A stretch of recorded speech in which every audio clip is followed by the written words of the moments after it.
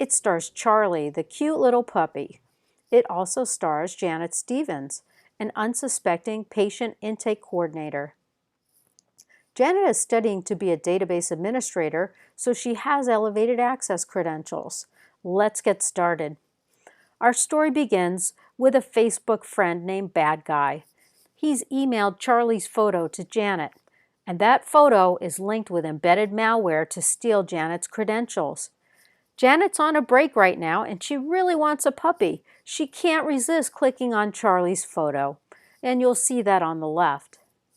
Bad Guy uses the embedded malware to connect to Janet's workstation, and he's preparing to capture every keystroke. Watch him at work on the right.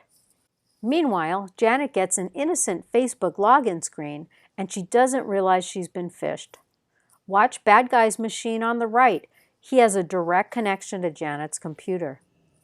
Well, break time is over, and Janet gets back to work admitting a sick patient into the emergency room. She's logging into the patient intake application, and now Bad Guy is capturing her user ID and password and everything else. Notice how her username and password show up in the attacker's remote access tool on the bottom right. She's typing in a social security number, looking up the patient's info, and all along Bad Guy watches this information flowing across and notices she's accessing personal, health, and financial information. Bad Guy is capturing everything. The patient intake application is full of personal information, and now Bad Guy has a target.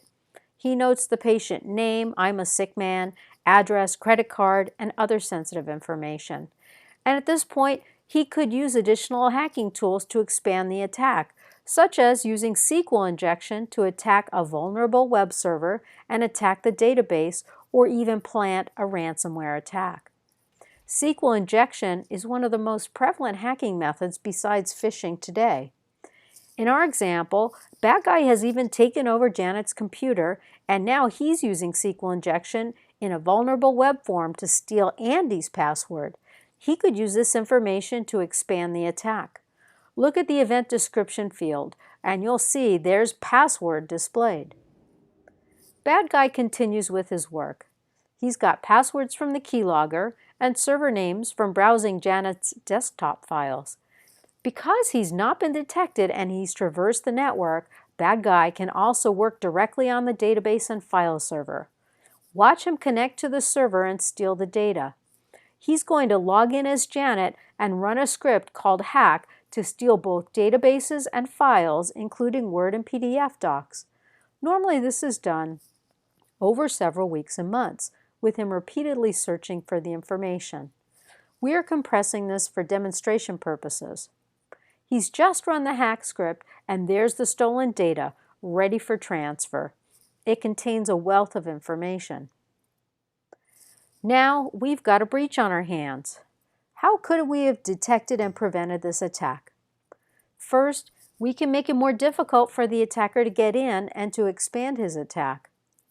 According to a recent Ponemon Institute report, 36% of the time hackers will give up once they have to spend more than 20 hours of effort, and at 40 hours, it's 60%.